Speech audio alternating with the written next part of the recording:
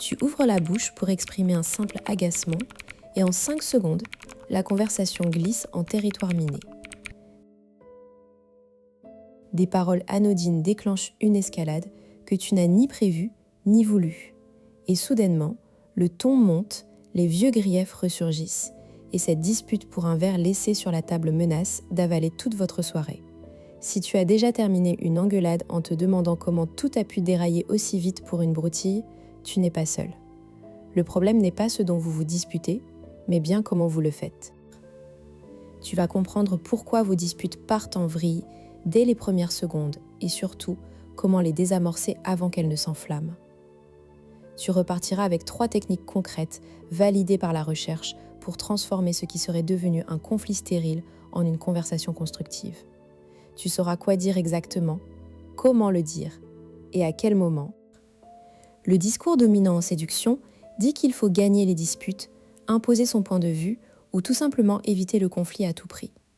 Certains blogs affirment que parler calmement des désaccords est un signe de faiblesse, que la passion doit se manifester dans les crises.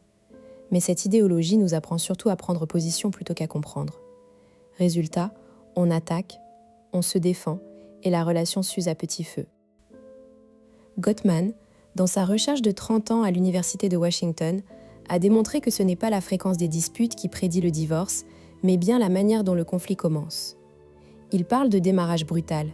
Les 4 premières secondes d'un échange déterminent, avec une précision de 96%, si la conversation va déraper ou rester constructive. Autrement dit, la clé n'est pas d'éviter les désaccords, mais d'apprendre à les aborder sans allumer la mèche. Le mécanisme caché est ce que Gottman appelle les demandes de connexion, bid for connexion. Chaque fois que ton partenaire dit quelque chose qui te déplaît, il s'agit en réalité d'une tentative, même maladroite, de se rapprocher ou de signaler un besoin. Quand tu réagis par une contre-attaque, tu rejettes la demande et tu entres dans un cycle de conflit qui s'auto-alimente. L'inverse est aussi vrai. Si tu sais capter cette demande avant qu'elle ne tourne, la dispute n'éclate pas. Prenons le cas de Marc, 42 ans, architecte à Lyon. Marc a une femme, Camille, qui est sage-femme, et ils ont une vie bien remplie avec 2 enfants. Un soir, en rentrant du travail, Marc pose son blouson sur la chaise de la cuisine. Camille, qui vient de nettoyer la pièce, dit « Ton blouson, tu peux le mettre dans l'entrée s'il te plaît ?» Marc, fatigué et un peu tendu, sent une irritation monter devant ce qu'il perçoit comme un reproche. Il répond « Tu pourrais simplement le mettre toi-même au lieu de me faire la leçon. » Camille réplique « Je te fais la leçon ? Tu n'es jamais capable de ranger quoi que ce soit. C'est toujours moi qui nettoie derrière toi. » En 30 secondes, le ton monte. Camille ramasse le blouson, le jette sur le canapé. Marc crie qu'elle exagère. Elle lui dit qu'il est irrespectueux. Il parle de son stress au boulot. Elle dit qu'il en fait toute une histoire. La conversation commence à faire ressurgir des griefs plus anciens, comme cette fois où il avait oublié de payer une facture, ou elle, son anniversaire. Marc finit par claquer la porte et passer la soirée seul devant la télé, tandis que Camille monte pleurer dans la chambre. Le lendemain, il s'ignore poliment, sans jamais revenir sur l'incident. Ce n'est pas la première fois que ce genre d'épisode se produit. En réalité, ce petit échange est une micro-tempête dans leur couple, et elle se répète plusieurs fois par semaine. Maintenant, regardons une version où Marc utilise la technique que tu vas apprendre. Camille dit « Ton blouson, tu peux le mettre dans l'entrée s'il te plaît ?» Marc inspire une seconde, puis répond « Oui, bien sûr, pardon.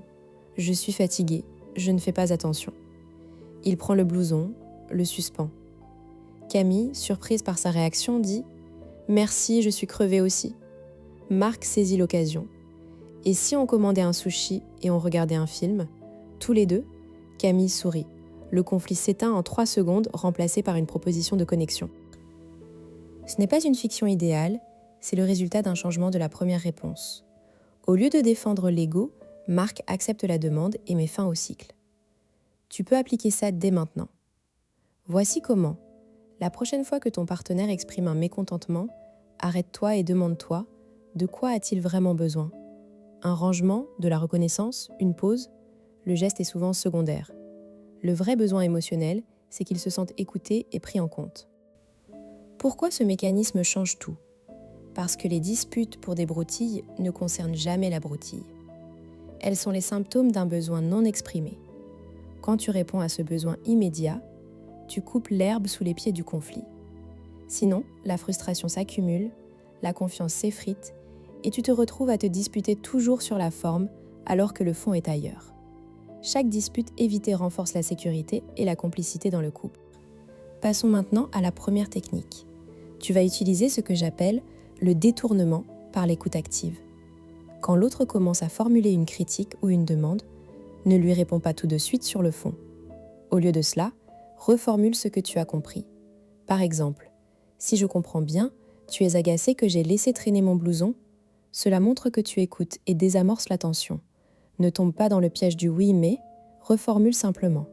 Puis ajoute une validation. Je comprends que ça t'embête, tu viens de nettoyer. La formule exacte à utiliser, tu as raison de le dire, je n'avais pas fait attention. Pas de justification, pas d'attaque. Deuxième technique, l'appel à la trêve.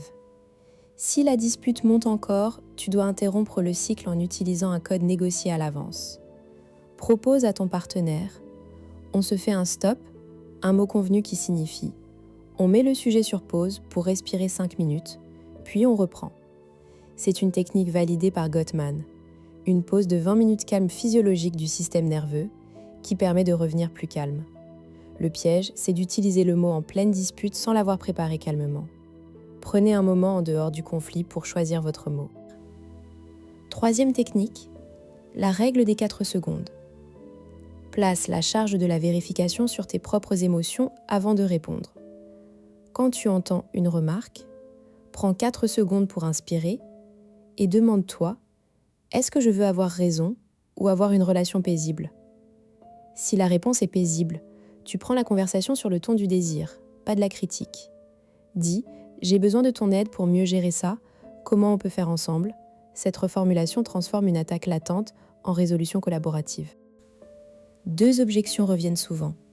La première, si je cède toujours, mon partenaire va profiter de moi.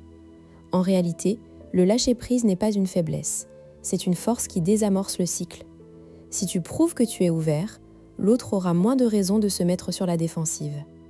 La deuxième, on ne peut pas négocier en couple, c'est trop artificiel. Mais le vrai art, c'est justement d'utiliser une structure quand les émotions sont fortes. Le cerveau émotionnel a besoin de structure pour s'apaiser. C'est comme un pare-feu. Tu te souviens de cette première phrase. Ce n'est pas ce dont vous vous disputez, mais comment. Maintenant tu sais, le changement est dans les 4 premières secondes.